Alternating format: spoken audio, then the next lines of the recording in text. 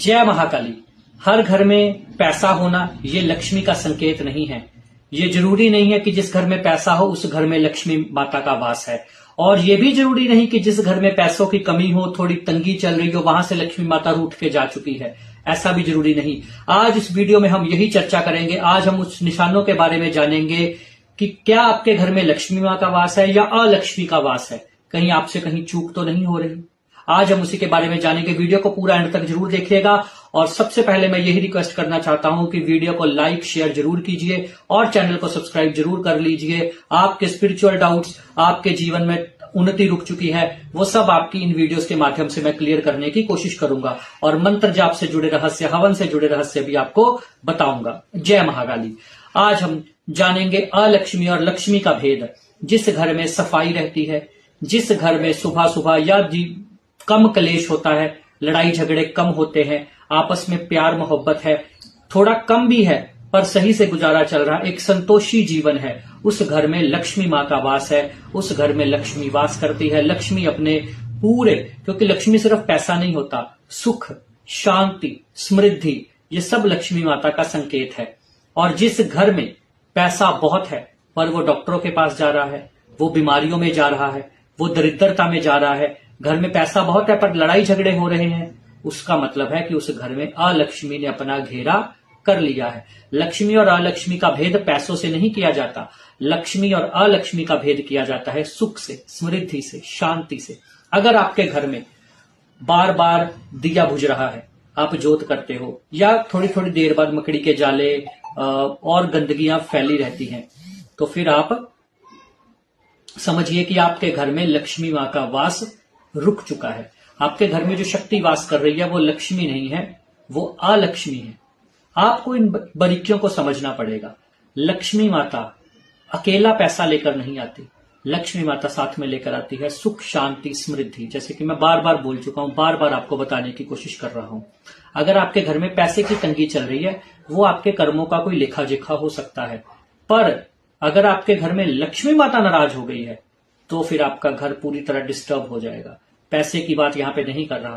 पैसे आएंगे, बहुत आएंगे, पर वो रुकेंगे नहीं, चले जाएंगे। और 90% लोगों के साथ यही हो रहा है जो ये वीडियो देख रहे हैं। ये कॉमन चीज है। इसका मतलब है कि उन्होंने अपने घर में अलक्ष्मी का वास कराया है। लक्ष्मी का है बहन नहीं, दोनों। आप इन शास्त्रों में पढ़ोगे तो आपको पता चल जाएगा। जहां पर दुर्गा माँ का नाम जप होता है, देवी का नाम जप किया जाता है, वहां से लक्ष्मी कभी दूर नहीं जाती।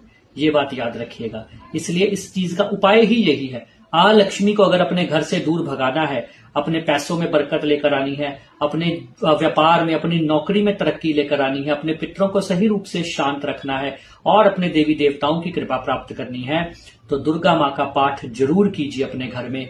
चंडी कवच का पाठ जरूर कीजिए, या दुर्गा सप्तशती का पाठ अगर समर्थ हो तो जरूर कीजिए। कुछ विद्वान लोग ऐसा बोलते हैं कि सप्तशती का पाठ ऐसे नहीं करना चाहिए, तंत्रोक्त पाठ है, क्योंकि ये पूरा पाठ ही जो 700 श्लोक है, ये पूरे तांत्रिक श्लोक, एक एक श्लोक में 1-1 करोड़ मंत्र जाप की पावर है। इतना पावरफुल है दुर्गा सप्तशती।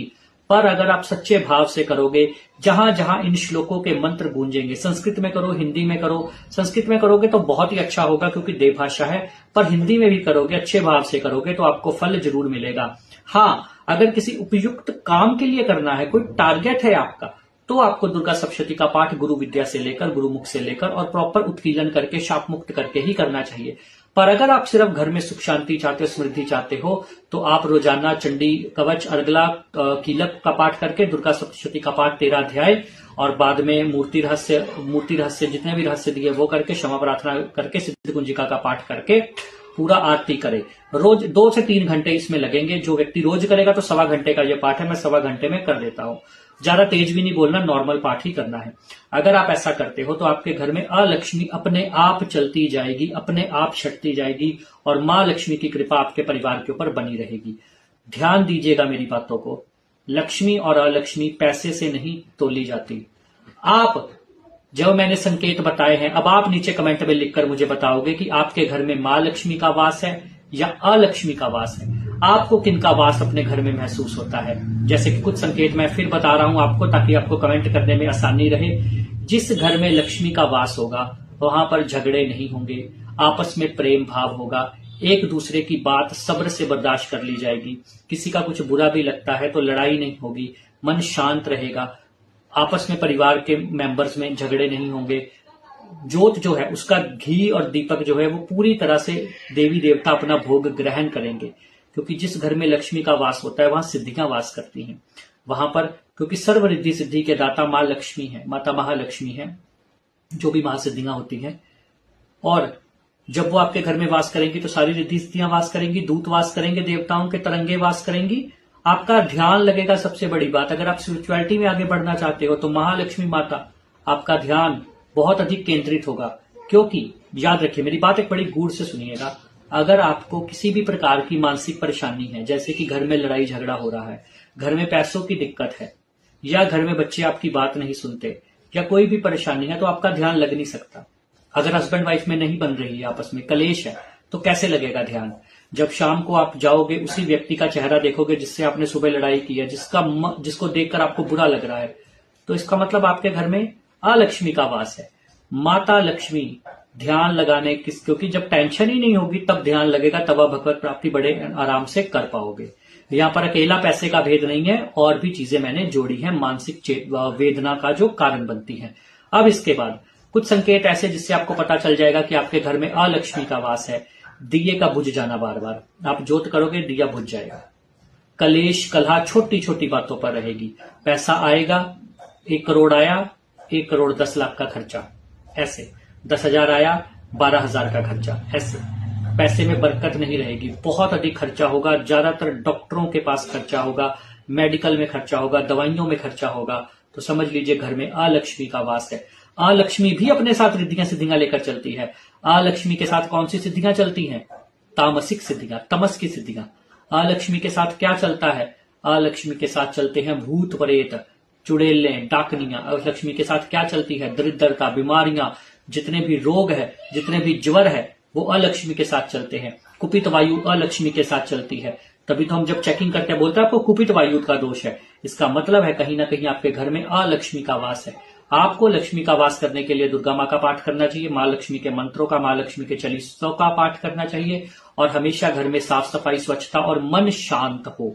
सबसे जरूरी बात, चंडी कवच का पाठ रोज करोगे तो आप इस चीजों से बचे रहोगे। माँ काली आप सबका कल्याण करे।